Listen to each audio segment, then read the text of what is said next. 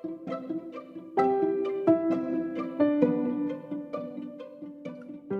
beabá da sustentabilidade.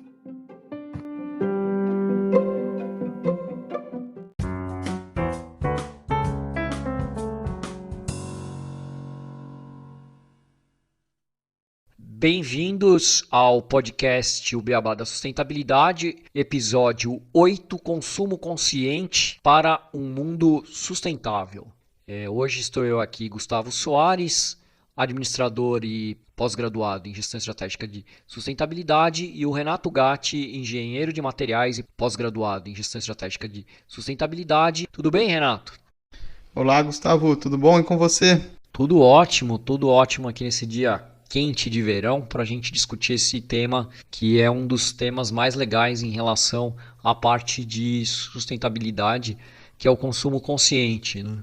Sim, e que está ganhando bastante força. Cada vez mais as pessoas vêm se questionando, vêm se perguntando sobre seus hábitos de consumo e buscando marcas que correspondam a esse consumo mais consciente. Essa parte do consumo, realmente a gente tem que olhar muito para dentro, né, quando a gente fala de consumo, porque são mudanças reais de comportamento, né? Você vai buscar marcas, mas você também pode mudar produtos, ou diminuir, ou reduzir, ou cortar consumos de coisas que são supérfluas. Realmente a gente vai discutir mais para frente durante o episódio, mas são mudanças de paradigmas bem grandes e que cada um tem que tomar a decisão, né? Isso mesmo, Gustavo. E começamos o episódio com uma notícia recente que eu achei bem interessante, do dia 27/1/2021. Essa notícia foi publicada no site americano www.com e ela traz a parceria de duas empresas dos Estados Unidos, a Nordstrom,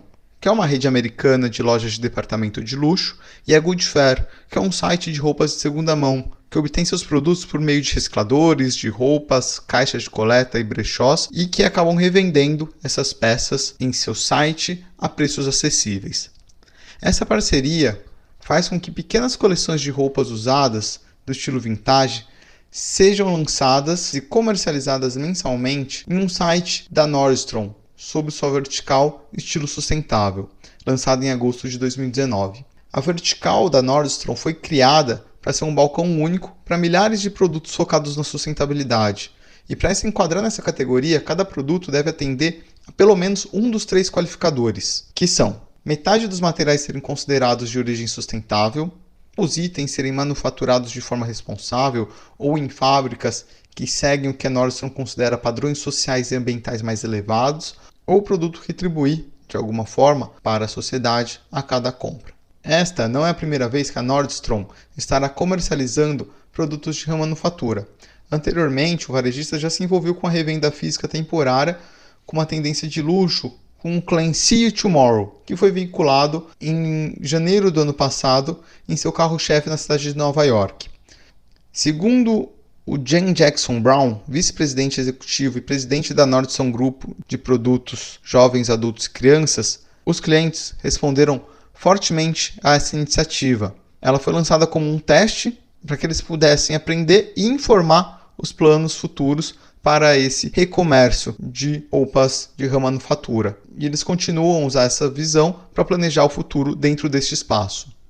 Só uma pergunta, Renato. O Goodfair, ele compra as roupas das pessoas. Como é que essas roupas usadas chegam para eles, você sabe?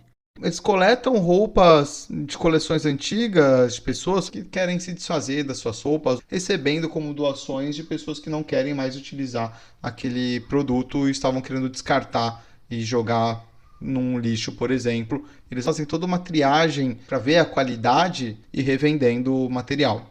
Tá.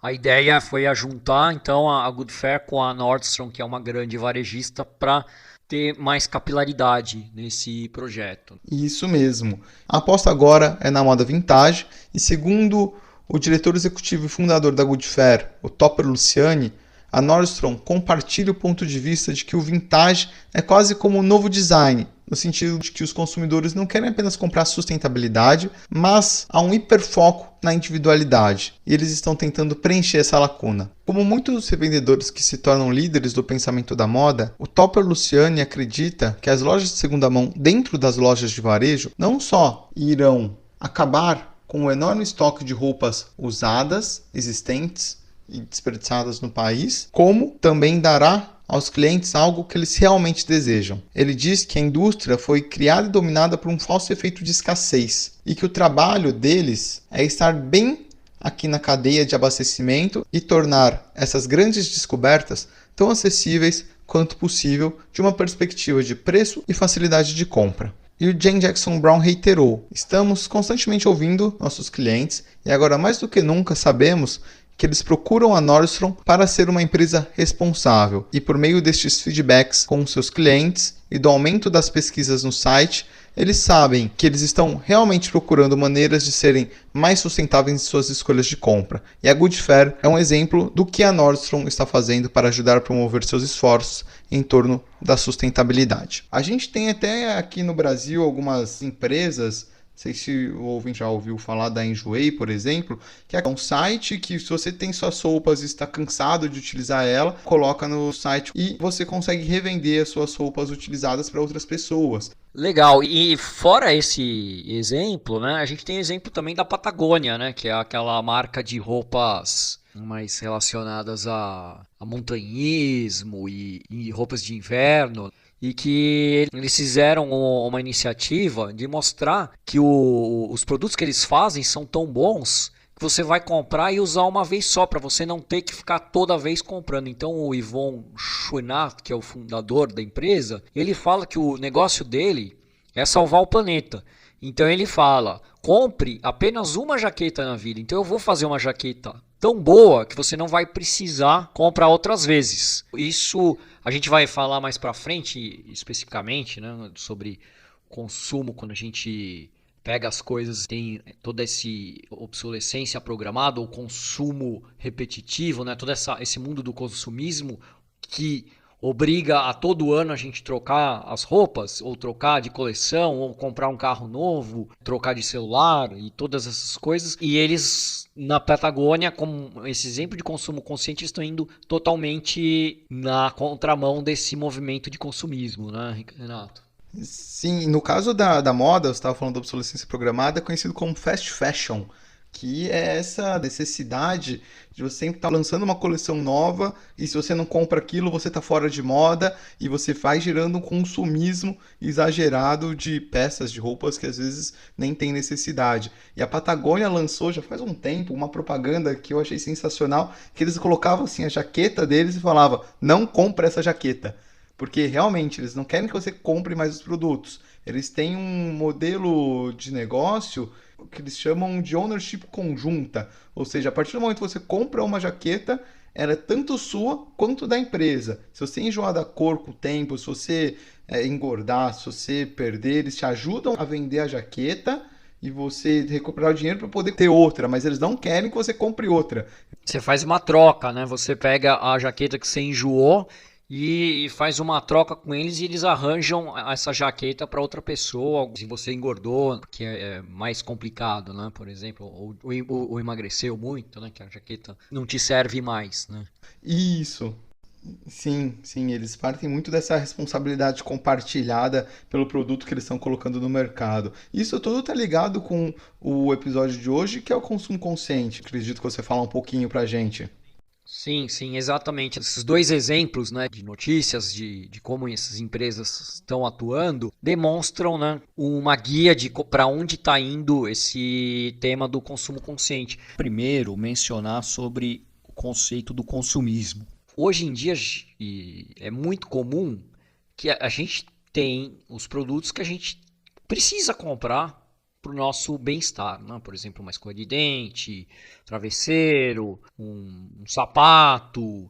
Agora, existe muito forte o consumismo, que é quando essas compras elas ultrapassam a necessidade. A nossa economia, a economia capitalista no último século, ela foi totalmente forjada na ação não de atender uma demanda, e sim de criar uma demanda, né? A gente tem as grandes áreas de marketing das empresas que elas estão aí para criar novas demandas para que as pessoas consumam. Por isso que a gente chama a nossa sociedade de consumo e o consumismo. Você, por exemplo, não tem a necessidade de consumir, como a gente já estava falando, de roupa, necessidade de ter muitas roupas. Com um nível X de roupa você consegue viver, mas existe todo esse consumismo que vai muito para o lado emocional e como pessoas que usam também como válvula de escape e para estresse e toda essa outra parte, né? Que tem todo um lado psicológico envolvido. Eu não sei você, Gustavo, mas com essa pandemia, ficar com home office, eu consegui rever muito o meu consumo e reduzir o meu uso de roupas. Tenho várias aqui que estão guardadas que eu já estou para doar porque vi que não tem necessidade de estar utilizando todo dia uma blusa diferente, um short diferente, dá para reaproveitar e ter um consumo muito menor realmente.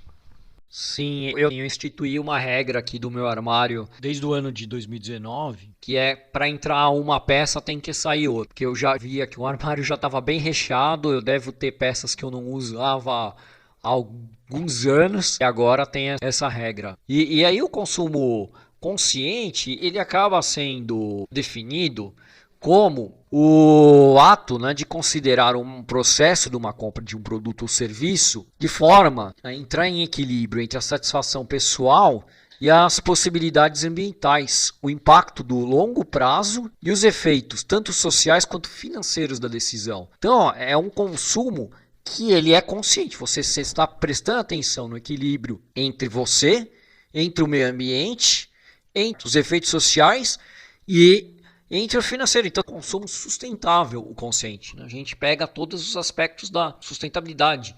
Vai olhar também o que está sendo produzido de lixo, como foi fabricado o produto que se está comprando, quais os impactos que ele vai ter ao longo da sua vida, da extração da matéria-prima, ao descarte final. Todos esses aspectos a gente tem que olhar quando está fazendo uma compra, né? Por exemplo, quando eu vou no supermercado, vários dos itens, a maioria dos itens, eu já vejo qual é o tipo de embalagem que ele tem, e se tem dois produtos de marcas ou de qualidades similares, ou mesmo não tão similares, e a embalagem de um é algo mais ecológico, eu acabo comprando essa embalagem mais ecológica. Essa reflexão sobre o consumo consciente é muito interessante e fazer essas escolhas a gente sempre pode ter em mente aqueles famosos 5 R's, que na minha visão são um estilo de vida sustentável. Eles fazem você repensar, recusar, reduzir, reutilizar e reciclar um produto. Então, quando você vai fazer essa escolha, primeiro, repense, eu preciso disso? Tem necessidade? Por que não recusar, inclusive, dependendo você estava citando das embalagens, recusar os que têm um uso expressivo, reduzir o consumo, eu preciso de 3, não, pega um, isso já vai ter a garantia de que você está reduzindo o seu impacto. E a partir do momento que você usa aquele resíduo gerado, você reutiliza, tenta doar, tenta retornar para algum uso dentro da sua casa, com potes de vidro, por exemplo, utilizando para outras funcionalidades, e no fim de vida dá o descarte correto, que é a reciclagem. Isso tudo ajuda a gente a ter esse pensamento.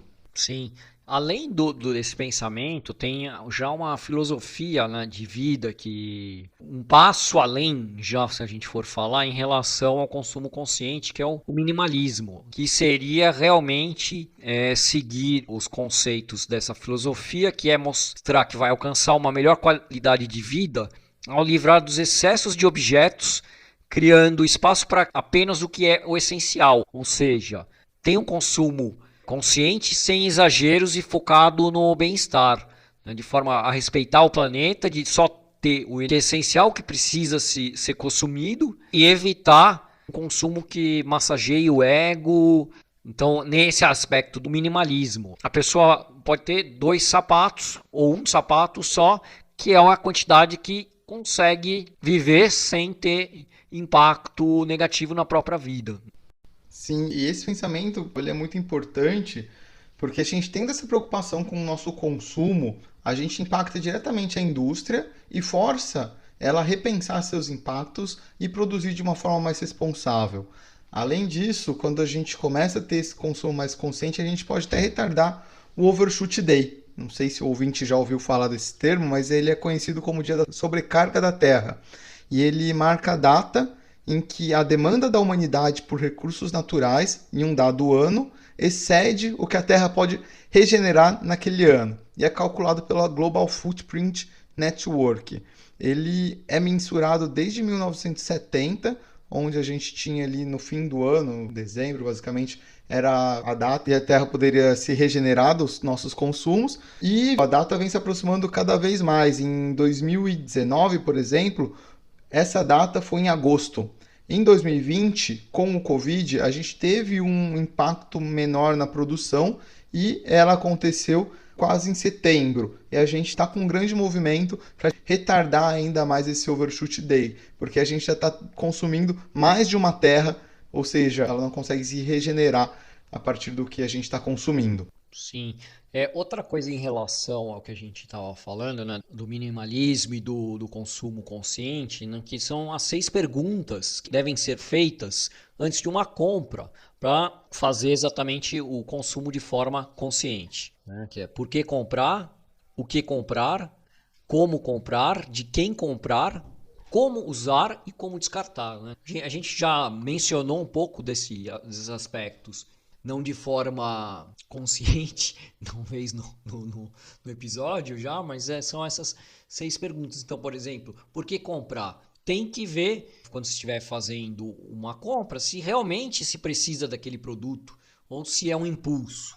Se eu vou comprar mais do que eu necessito. E aí entra tudo que você falou agora, né, dos limites planetários e tal, que tem impactos nessa compra. O que comprar? As características do que eu estou comprando realmente atendem às necessidades? Eu preciso comprar algo novo ou não? Como comprar, né? Devo comprar à vista, a prazo? Eu vou conseguir pagar as minhas prestações? Vou comprar pela internet? Vou comprar saindo? Perto ou longe da minha casa? Vou ir de carro para fazer essa compra? Vai vir com uma sacola plástica, ou eu vou levar uma caixa de papelão para comprar e colocar as coisas na... E aí tem o de quem comprar, né? Quem que eu vou usar para comprar? Eu vou comprar de qual fabricante, de qual vendedor, como é que ele valoriza os funcionários, qual é o cuidado dele com a comunidade? Eu vou comprar de um pequeno varejista ou do grande varejista? E ainda tem a quinta, né, que a gente falou, como usar o produto de forma consciente, os serviços de forma consciente. Um exemplo, usar um produto até o final da vida útil, consertar e aí fechando, né, como descartar, buscar reciclagem, roupas antigas podem ser reformadas, doadas. Sim, muito importante todo esse pensamento, e segundo o Instituto Acatu, que trabalha pela conscientização e mobilização da sociedade para esse tema, o consumidor consciente ele tem um grande poder em suas mãos ao praticar todo esse pensamento, ao escolher um produto, e ele pode sim transformar a sua compra em um ato de conhecimento de boas práticas sustentáveis. E tudo isso começa pela análise prévia dessa necessidade. Preciso realmente comprar e aplicar essas suas perguntas, os 5 R's, isso tudo faz parte desse consumo sustentável. E para o ouvinte, não sei se vocês sabiam, eu não tinha conhecimento dessa data, o Brasil celebra no dia 15 de outubro, o Dia do Consumo Consciente. Foi criada pelo Ministério do Meio Ambiente em 2009. Como você citou, né, o Acatu, que é um instituto que tem como sua missão a defesa do consumo consciente. E o Acatu, ele criou 12 princípios para que nós possamos adotar um consumo consciente. Então eles entram, além daquelas 6 perguntas que a gente já fez, nesses 12 princípios eles são um pouco mais detalhados, né? Porque são 12, são mais que 6. Então ele fala para o Instituto, né? Para nós planejarmos as nossas compras, ou seja, não sermos impulsivos. A impulsividade é inimiga do consumo consciente. O segundo ponto seria avaliar os impactos do seu consumo, sempre levar em consideração o meio ambiente, a sociedade, quando você for fazer as escolhas de consumo. O terceiro ponto é consumir apenas o necessário, refletir se é real a necessidade desse consumo e procurar viver com menos. Então entra bem também de acordo com a filosofia minimalista. Nesse ponto, Gustavo, do 3, a gente pode lembrar da música do Mogli. Necessário, somente o necessário, o extraordinário é demais. Essa aí você tirou do fundo do baú, hein? É a filosofia de vida dele e tá atrelada com o consumo consciente. Sim, ó, o Mogli era minimalista, né? Sim, sim. Ele e o Balu. E o quarto ponto é reutilizar os produtos em embalagens, que eu já falei antes de consertar, transformar, reutilizar mesmo. Quinto seria separar o seu lixo de forma a reciclar e contribuir a uma economia dos recursos naturais e a redução da degradação ambiental. O sexto é em relação ao crédito, de usar de forma consciente. Pense bem no que você vai comprar a crédito, se isso não se pode esperar para ser comprado. E esteja certo que você vai poder pagar as prestações. Aí entra um caso, só contar, o meu irmão é advogado, né? Tava num bar e veio o garçom perguntar se ele tinha que pagar as prestações, se iam retirar o bem dele, a moto que ele tinha, se ele não pagasse essas prestações. Então ele não era uma pessoa consciente do crédito, né? Ele não estava usando o crédito conscientemente. Ele não tinha dinheiro para pagar aquela moto e ele tinha comprado mesmo assim. Sétimo, conhecer e valorizar as práticas de responsabilidade social das empresas. E aí é olhar e ver, fazer as escolhas não só em relação a preço e qualidade do produto, mas pesquisar sobre a empresa, sobre a sua relação com seus funcionários, com a sociedade, com o meio ambiente. O oitavo princípio é não comprar produtos piratas ou contrabandeados, sempre comprar de comércio legalizado, de forma a contribuir para a geração de empregos estáveis e para combater o crime organizado e a violência. Um exemplo disso, eu trabalhei muito tempo em empresa da área alimentícia e eu sabia o custo de alguns produtos, o custo de fabricação pela área que eu trabalhava. E eu vi esses produtos serem vendidos no trem, no vagão do trem aqui em São Paulo, a um preço que é inferior ao preço que custa para produzir. Então eu sabia que provavelmente aquele produto era roubado, porque era algo sendo aliado do crime organizado e da violência, porque foi provavelmente uma carga desviada, roubada e que está sendo vendida por um preço muito mais barato. O nono é contribuir para a melhoria de produtos e serviços, ou seja, adotar uma postura ativa nas suas compras, enviar sugestões para as empresas, críticas sobre tantos produtos quanto serviços. O décimo princípio é divulgar o consumo consciente, esse que a gente está fazendo agora, né? Ser militante dessa causa, sensibilizar outros consumidores, disseminar informações, valores, práticas, esses princípios, mobilizar familiares, amigos. O 11º é cobrar dos políticos, então exigir que os partidos, candidatos, governantes, propostas e ações para viabilizar e aprofundar a prática do consumo consciente. E o 12º é refletir sobre seus valores e avaliar constantemente os princípios que guiam as suas escolhas e os seus hábitos de consumo. Muito bacana, Gustavo, você ter citado esses 12 princípios do consumo consciente. Como a gente já trouxe, atrelado aos 5 R's, aquelas perguntas, são muito importantes a gente fazer esses questionamentos. E uma coisa que me chamou bastante atenção é o 9, contribuir para a melhoria de produtos e serviços, adotar uma postura ativa, enviar às empresas sugestões e críticas construtivas sobre seus produtos e serviços. Isso vai muito próximo a uma prática que muitas empresas adotam, que é a obsolescência programada, que você já citou no início do episódio, que é a produção de uma mercadoria com um estabelecimento de um prazo para que aquele produto tenha o seu fim de vida curto. Ou seja, eu produzo um celular e eu sei que ele vai durar 3 anos, eu coloco que ele vai durar 3 anos, ele poderia durar muito mais, mas eu coloco que ele vai durar 3 anos para que eu possa vender mais celulares.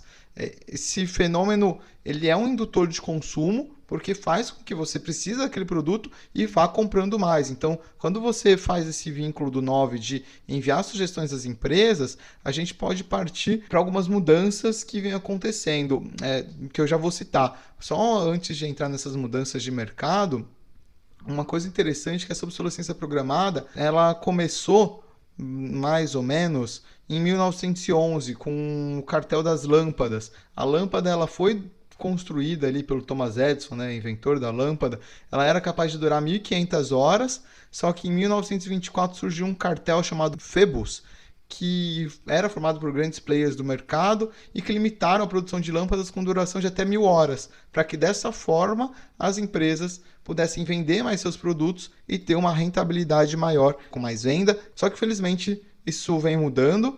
Hoje as lâmpadas de LED já têm uma duração de 50.000 horas, uma duração absurda aí de vida, um tempo de vida bem grande. Ainda tem um preço um pouco mais caro do que o habitual, mas já estamos fazendo uma mudança. E esse conceito, que ele vai na contramão da sustentabilidade. E por isso, quando você começa a cobrar as empresas e mandar sugestões, a gente vê alguns movimentos de empresas e mercados que têm saído da venda de um produto, ou seja, de colocar cada vez mais produtos no mercado para gerar mais venda, para um conceito que é conhecido como Product as a Service, ou seja, o produto como um serviço, e oferecendo um serviço ao invés do produto e conseguindo aumentar suas margens e reduzir seus impactos. É o caso de algumas empresas que a gente vai citar, como a Interface, a Brastemp, a Philips, enfim. Você quer comentar do case da Interface, Gustavo? Renato, o case da Interface é um case bastante legal de se tratar quando se fala de consumo consciente. A Interface é uma empresa que poucos devem conhecer, por ela não ter como público o consumidor final, mas é uma empresa que faz carpetes. E ela teve uma grande sacada em relação à produção e venda de carpetes, que ela faz os carpetes não em rolo, e sim em pequenos módulos, pequenas lajotas de carpete, que facilitam troca e de manutenção desses carpetes. Então quando você tem um problema com o carpete, você só troca aquela pequena lajota e não tem que fazer uma manutenção gigantesca. E eles vendem isso como serviço do carpete. E o outro aspecto bastante importante da Interface é que ela é uma empresa muito voltada à sustentabilidade. Ela já iniciou isso desde os anos 90, o foco muito grande na sustentabilidade. Isso vai muito de acordo com o fundador da empresa, o Ray Anderson, que ele tinha como compromisso de tornar a Interface, isso nos anos 90, como a primeira empresa ambientalmente sustentável e restaurativa do mundo. E para isso, o que ele fez? Ele fez toda uma alteração no modo de produção e no modo de gerenciamento de resíduos da empresa, de forma a evitar o desperdício na produção e criar um modelo que fosse renovável, cíclico e benigno. Então eles colocaram uma meta que era a missão zero, que seria para chegar até o ano passado sem causar impacto negativo da empresa no meio ambiente. A Interface, ela declarou, por exemplo, em 2019, que todo o seu portfólio de produtos é neutro em relação ao carbono. Então, já vai tudo isso de acordo com o que a gente está falando de consumo consciente. Pois os produtos eles são neutros na emissão de carbono, eles têm longa duração, você tem eles como serviço, o que não demanda nova compra toda vez que se necessite um novo produto, e finalmente eles têm toda a parte de manutenção fácil e troca fácil, de forma que são produtos muito mais conscientes e racionais. É isso em relação a esse caso. Esse é um caso muito legal, Gustavo, e o que mais me surpreende nele, além, assim, obviamente, toda a revolução que a Interface fez, que é quando eles fizeram. Porque a gente vê várias empresas fazendo essa mudança de iniciativa de transformar um produto em um serviço, mas ela fez basicamente em 94. Já tinha os movimentos de sustentabilidade, mas ainda não tinham muita força. Então realmente foi pioneira. E hoje a gente já vê outras empresas trocando essa comercialização de produtos por serviços. No segmento de iluminação, a Philips lançou, não tem muito tempo, um serviço de iluminação com uma outra empresa, né, que chama Signify, que eles fazem para escritórios corporativos, tem a gestão da energia, ou seja, eles têm que colocar as lâmpadas, você paga pela quantidade de luz que você consome, você não compra mais a lâmpada, você paga pelo tempo de horas que fica ligada aquela lâmpada. E a Brastemp também fez esse movimento, já tem um tempo, de mudar a venda de filtros de água para o aluguel de filtros de água também para empresas. Ou seja, você não tem mais posse daquele produto, você paga um valor mensal para a Brastemp e eles garantem que aquele filtro vai durar por muito tempo. E por que é legal essa mudança? Você força as empresas a aumentar a durabilidade dos seus produtos. No caso da Brastemp e da Philips, eles não têm que fazer o produto para quebrar, porque se quebrar toda hora, eles vão ter prejuízo com isso. Eles têm que fazer um produto que vai durar muito tempo, quebrando esse conceito de obsolescência programada, e dessa forma eles reduzem o impacto ambiental causado, reduzem os custos de produção e aumentam suas margens. E no Brasil já tivemos outros produtos muito interessantes que infelizmente não deram certo. É o caso das bicicletas da Yellow, por exemplo, que conectaram a tecnologia para trazer um serviço de deslocamento de pessoas que queriam ir de um ponto A a um ponto B de uma forma rápida, gastando pouco. Infelizmente, essa iniciativa não deu certo, mas é legal ver as empresas entenderem a necessidade do consumo das pessoas, porque muitas vezes a gente acha que precisa ter um produto, só que a gente não precisa ter aquele produto, a gente quer ter um serviço que aquele produto executa. O caso de uma furadeira, dificilmente você quer ter, assim, até tem algumas pessoas que trabalham com isso que precisam ter uma furadeira, mas nós, como população mais comum, a gente não quer ter uma furadeira, a gente geralmente quer ter um furo na parede. E para ter esse furo na parede, na maioria das vezes é para você poder pendurar um quadro. Sim, você vai usar quantas vezes no ano, né, uma furadeira? Você vai despender, comprar aquele bem para quê, né? Qual que é a razão disso, né? Isso, e você pode fazer essa tarefa de outras formas. Você pode, talvez, tem algumas empresas que alugam esses itens, ou até mesmo substituir por algum outro produto, por algum outro serviço. A tecnologia está chegando muito forte para a gente quebrar a obsolescência programada e ajudar a gente a repensar o nosso consumo consciente. Dentro desse aspecto, eu queria trazer também outra coisa, que são os bancos de tempo, né? Que são troca de serviços por tempo. A gente fala isso como economia solidária, desenvolvimento social, mas os bancos de tempo você pode, um aspecto similar a isso, eu tenho uma furadeira ou eu sei furar, eu troco por uma aula de inglês, né? Alguma coisa nesse sentido. Então, você também reduz a necessidade de ter um consumo tão grande usando essa troca de experiências, de serviços ou mesmo de produtos, que seriam produtos que são usados de forma solidária. Na linha de banco de tempo, existe um aplicativo brasileiro, inclusive, que chama Believe. Não sei se você conhece, Gustavo, se nossos ouvintes já ouviram falar. Você se cadastra, por exemplo, nós aqui falamos de sustentabilidade, você quer conversar mais sobre sustentabilidade, ter aulas de sustentabilidade, o que seja, a gente oferece esse serviço e talvez, por exemplo, Gustavo, você sabe tocar violão, eu não sei.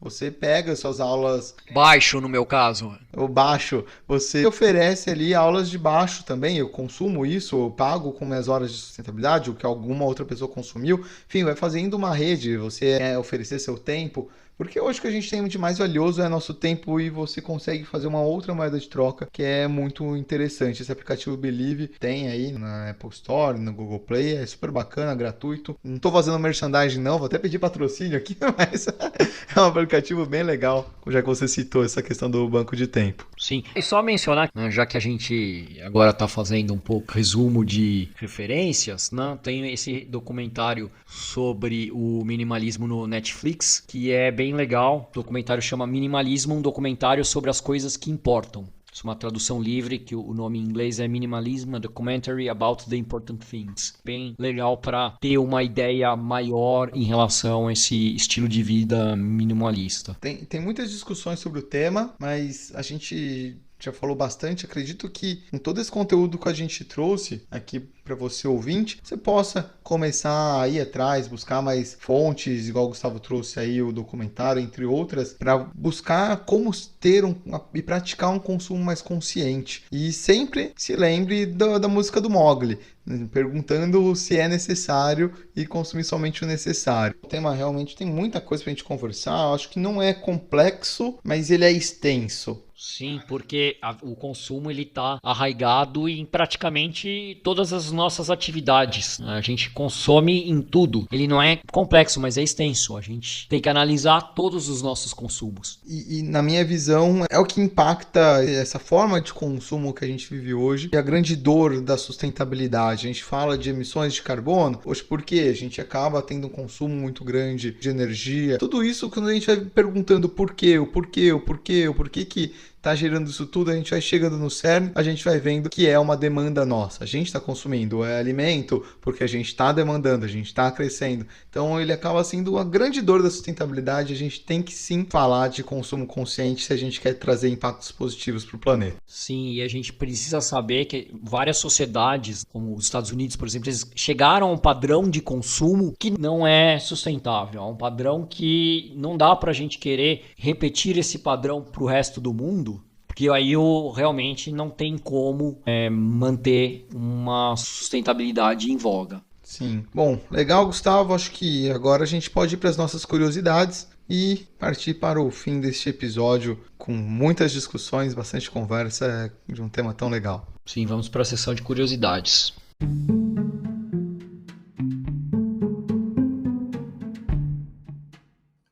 Curiosidades. Você sabia que existe uma lâmpada que está acesa desde o século passado?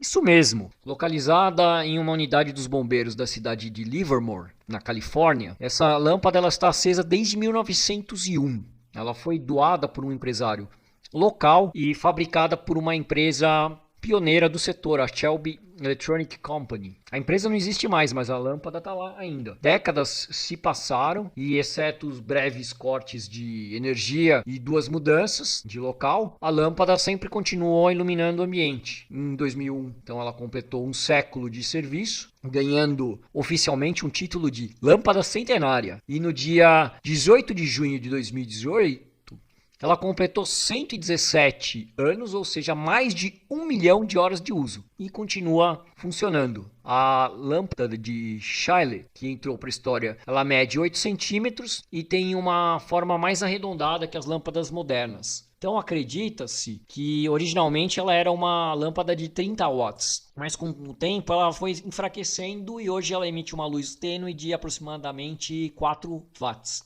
Mas, 117 anos, agora já 120 anos. Um ponto considerado chave para explicar por que essa lâmpada ainda emite luz está no seu interior. Em 2007, a física Deborah Katz, da Academia Naval dos Estados Unidos, ela analisou outras lâmpadas da mesma coleção que essa centenária, que não pode ser trocado pelo receio de que ela quebre, né? Ela descobriu duas diferenças significativas em relação às lâmpadas que são comercializadas hoje. Em primeiro lugar, o filamento é 8 vezes mais grosso do que o de uma lâmpada moderna. E em segundo, que esse filamento, possivelmente feito de carbono, é semicondutor. Assim, quando a lâmpada esquenta, os filamentos se convertem em um condutor mais potente, em contraste com o comportamento de filamentos atuais, que perdem potência quando esquentam. A lâmpada ela já gerou inúmeras discussões a respeito da obsolescência programada, chegando inclusive a ser objeto de um filme, A Conspiração da Lâmpada de Luz, o nome em inglês é The Light Bulb Conspiracy, que afirma que a lâmpada centenária seria uma prova da obsolescência programada. A lâmpada também, ela inspirou um empresário espanhol, né, o Benito Muros, que ele é presidente da OEP Electrics e do movimento Sem Obsolescência Programada, que ele desenvolveu uma lâmpada que teria uma duração de 25 anos. Porém, o Benito está tendo problemas com essa iniciativa, que ele afirmou que o ministro da Indústria lá da Espanha não quis recebê-lo, encontro onde ele ia explicar os objetivos e intenções do projeto, e que algumas empresas do ramo lhe ofereceram milhares de dólares para tirá-lo do mercado. Por todos esses motivos, a lâmpada não é vendida ainda nos mercados, né, nas lojas, apenas na internet, pelo preço de 37 euros. Né? Além de tudo, ele diz que ainda está sendo ameaçado de morte. Então a gente vê que ainda há uma grande resistência das empresas e acabar com essa obsolescência programada e criar produtos que tenham uma usabilidade e uma duração muito maior. Bom, é isso. Eu agradeço a todos por nos escutar até agora e deixem seu like, cliquem, sigam-nos no Twitter, no Spotify, no Instagram e no Facebook. Até o próximo episódio. Bom, então muito obrigado, nossos ouvintes. Até o próximo episódio e também, caso queiram conversar conosco, temos agora um e-mail. O endereço é obeabadasustentabilidade@gmail.com. Pode entrar em contato conosco que estamos aqui para te escutar, ouvir sugestões de melhoria, próximos episódios e conversar com vocês. Obrigado e até o próximo episódio.